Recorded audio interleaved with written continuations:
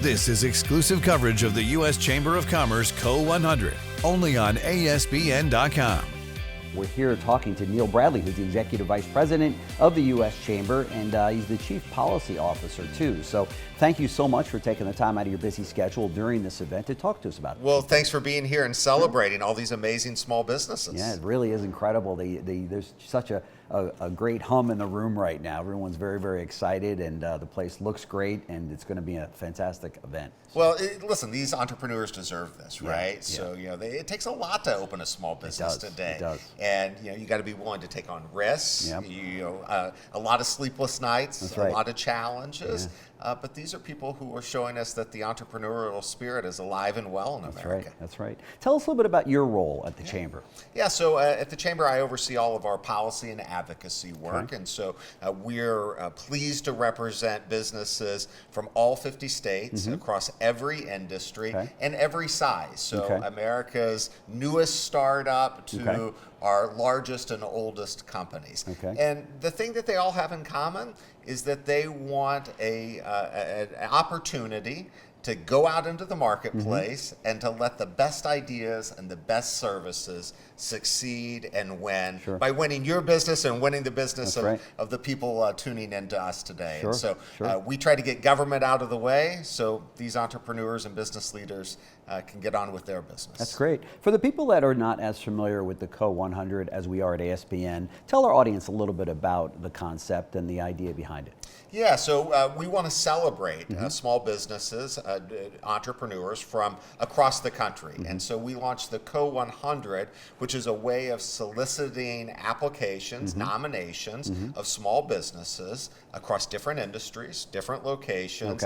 And they were nominated and applied to tell us their story about their business. That was whittled down from thousands of applications into the top CO-100. And tonight we'll celebrate some of the winners out of that group as America's top small businesses. That's great. And there's some money involved, right? There is. We're pleased to be able to offer some financial support to those who are winners. It's a small bit of recognition for the work that they've put in to getting to this point. How important is an event like this with entrepreneurs and small business owners, especially during these challenging times? I think it serves a couple of different purposes. One, if you'll talk to these small business owners, sometimes there's a sense of community, right? That you meet people from other parts of the country, even in other business lines, and you realize that they're going through the same things that you're going through. It's going to be all right. And it's going to be all right. And you meet someone who just solved the problem that you're struggling with, right? And so there's something about building these communities. We like to do it here in Washington because sometimes we need to remind our nation's elected leaders that this is what's going on in America's main streets. These are the problems that they're dealing with, and they're looking for a government that's not they're not looking for a handout. They're looking for an opportunity to run their business free from having to wake up and worry about government. Since COVID hit, there's been almost every year a record number of small business applications, right? Talk to us about that. I know many of them are side hustles, but it looks like it's a pretty good time to start a business in light of all of the things that we hear about, right? It is. And, there are fewer of them that side hustles than a lot of experts originally thought. It turns out a lot of these businesses are now employers and are growing and are growing faster than small businesses that started before the pandemic. I think part of it is none of us expected the pandemic. None of us expected the lockdowns. And I think it unlocked something in a lot of entrepreneurs, the chance to say, you know what, if I'm going to live my dream, I got to try to live it now. It caused a lot of people to go out and take a chance. And when they took a chance in starting a business, it turned out that for many of them, they found that there's quite a bit of market demand out there. That's right.